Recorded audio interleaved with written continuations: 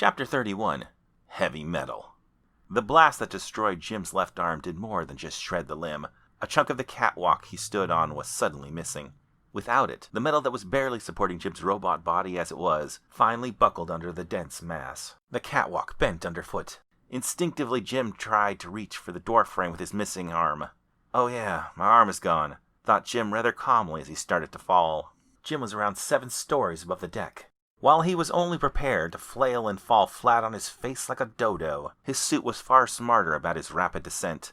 Detecting a freefall condition, it flashed, "Freefall detected," in Jim's virtual eyes, and aligned his body automatically for the least damaging fall it could manage. 2 seconds later, Jim hit the deck with a cat-like landing on his feet. The thunderous impact rippled through the surface, but the heavy steel construction remained intact. The suit also detected he was carrying something, and attempted to save the object in his arms from being damaged by the fall as well. While this feature probably existed to protect guns and bombs from damage, in this case it protected something far more valuable to Jim. Jim rose from the fall like a mythical martial arts master. As he stood up from the slightly crouched position, he vaguely wondered if the suit also knew kung fu. He loved this freaking suit. Jim looked down at the precious package in his remaining hand. On the tiny cracked screen, a mute Sarah seemed to wobble a bit, but otherwise looked unharmed. Wonderful, another mild concussion for poor Sarah, thought Jim. Then he looked back at AZ, who was doing a slow clap from the back edge of the ship. "Wow, look at you, Tin Man. Nailed that landing. 10 points from the judges all around. Even the Russian judge was impressed," said AZ as he slowly clapped, the RPG tucked under his arm. Then he tossed the empty weapon away as callously as a litterbug discards an empty plastic soda cup. AZ took up a kung fu stance and beckoned to Jim with one hand. "Come on, Tin Man, let's see what you got. You and me." Then AZ added in a Spanish accent, "Mano es mano." "I think it's time to finish this," said Jim. He gently lifted up Sarah's case and put it on top of a nearby shipping container his massive robotic body could just barely reach the top of. It would take a ladder for a normal man to reach that high. AZ looked a bit taken back. He tilted his head and said, "Holy shit, is that you, J-Star? Look how you've grown! Are you starting to get some hair down there?" Jim, though, could care less what the vile red-headed madman had to say. He charged towards AZ and yelled out, "I'm gonna destroy you!" AZ did not seem put off, though, and didn't appear to be ready to run. Instead, he waved his fists around comically and taunted, "Come on, big man, show me what you got!" Jim plowed towards AZ like a locomotive. More than a few parts of Jim's brain weren't happy with this very meat-headed move. He knew damn well how dangerous AZ was. The man was smiling and daring him to charge. Obviously something was wrong, but none of the intelligent parts of Jim's mind could match the sheer volume of the parts filled with rage. To almost lose Sarah twice in just 2 minutes was just too much. He had every intention of reducing AZ to a red smear. It was about when Jim was 20 feet away from AZ that the rage-filled part of his brain suddenly caught up to the thinking parts and took notice of the obvious trap. AZ whipped out a little box with a button from his palm like a children's magician making a card appear and dramatically pressed it. It was at that moment Jim's rage-addled mind had the blinding revelation of noticing the large X he was running into, made with masking tape on the deck. Instantly Jim woke from his mindless rage. He tried to stop, but his robotic body's vast inertia dragged him easily into the center of the X. Sparks flew from his feet and the deck as he hopelessly attempted to halt his forward movement. AZ plugged his ears with his fingers and looked up. Just as Jim started to look up as well, something large and rectangular slammed into his robotic body from above. Even his massive mechanized form couldn't stop itself from being immediately thrust down to the deck by the oncoming mass. Instantly, Jim was slammed, face first, spread eagle, into the deck by a loaded cargo container full of metal scrap. The impact of roughly 3 tons of metal from a 100-foot drop bowed the sides of the container like a child trying to stand on top of a cardboard box. While the shipyard was awash with gunfire and random explosions, this sound was so overwhelmingly loud, everyone actually stopped shooting for a second just to look around. About the only person not stunned by this impact was AZ, who unplugged his ears and then strolled up to the wreckage whilst merrily whistling a tune. Below the ship, gunfire started up again as the battle waged on. The sound of AZ's whistling was rather hard to make out through the blaring alarms and warnings the robotic body was feeding back to Jim. All sense of anything below his waist was gone. The warning messages listed a litany of damaged parts. It might have been easier if the suit just told him what did still work. On the upside, Jim was still alive to read it. The fact that he could hear some kind of whistling, along with the sound of distant gunfire, meant he still had audio. Jim could only assume that this meant the robotic body must still have a head as well. Of course, that was a guess. For all he knew, the suit heard sound through its butt. Jim was less certain the suit still had eyes. His vision was black, save for all of the warning messages. Lacking both legs and a second arm, Jim started using the remaining arm for all it was worth. This led to tremendous metal scraping sounds, which were either from the suit or whatever landed on top of it. From the sensation, Jim could tell the arm was moving, but it felt like he was drowning in an ocean of hardcover books. Outside the shipping container, a sudden, albeit small, shift in its position caused AZ to leap back a bit. "Hey, J-Star, you still alive in there?" mocked AZ as he kicked the side of the bent container. "I hope that didn't hurt too much. I really do try not to break my toys." "Why don't you come in here and find out?" said Jim. He was surprised to hear his own voice. At least it meant one other thing was still working on the robot.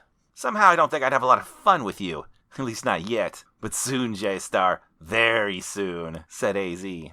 Jim felt something give way under the robot's tremendous strength. He peeled back what he could only assume was the bottom of the sheet metal container. It didn't free him from the container, but inside he could feel he was surrounded by a multitude of metal scrap. Jim felt around for something club-like and waited. AZ took notice of the momentary silence within and said, "Are you ready to play nice?" Jim thrust in the direction of the sound, and out of the side of the shipping container, a broken car axle tore through the curved container wall. Unfortunately for Jim, this wild stab was only met by more mockery. "Ooh, swing and a miss. That was good though, J-Star. I'm impressed. You know what? I'm going to reward that attempt with a prize." Jim thrust a few more times with the car axle. Light started to pour in through the holes, although it was somewhat blocked by all of the junk inside the container. Jim dropped the axle and reached for the holes, dragging his shattered robotic body through the screeching metal all around him. All he needed was one clear shot at that psycho and this would all be over. After some screeching fumbling, Jim dragged his broken body through the hole in the bottom of the container and through all of the rubble inside so he could reach the container's walls. He grasped one of the holes with his robotic hand and started to pull it open. Just as he was pulling himself towards the light, a quick-moving human hand slapped something on the back of his robotic hand and disappeared.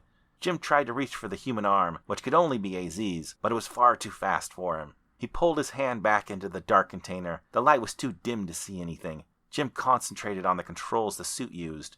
Matthew said you only needed to think about something to activate it. Jim pictured his vision changing into night vision, or heat vision, or anything other than normal visible light. The suit flashed heat vision, and suddenly Jim's world was shades of color. He could make out the slight outline of the various debris inside the container, as well as the heated metal created by his movements. He looked down his remaining hand and saw a much warmer disc attached to the back. On the back of the disc was AZ's warm handprint. Jim quickly moved to try to scrape the disc off the back of his robotic hand, but before he could, the whole container lit up in a blinding white flash of heat and a deafening boom. And as the white flash changed back through yellow and red, Jim could see much of the top of the container was missing. A cold navy blue night sky was visible through all of the red and yellow glowing scrap, as well as the dull blue heat signature of the back of the ship. But as he looked down, he could see no hand. It was missing, along with most of his right forearm.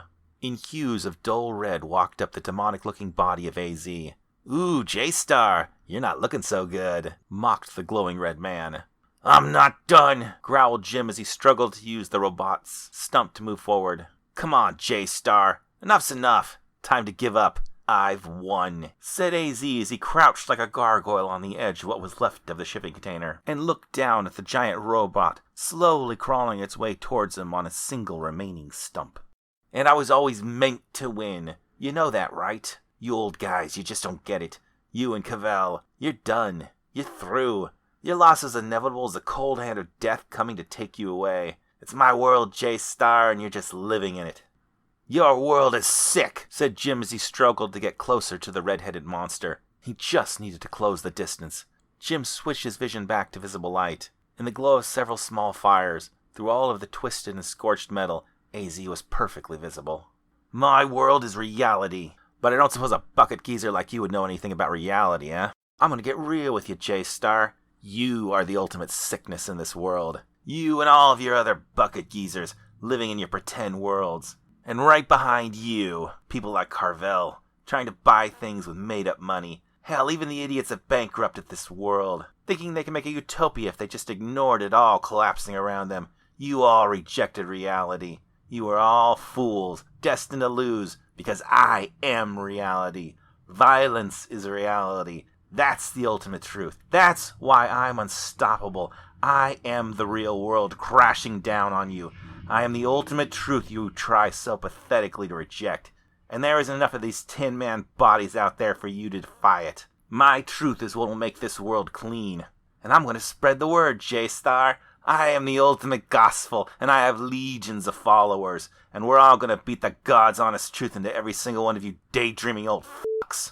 We're going to make the world real again, said AZ with an unusual amount of seriousness.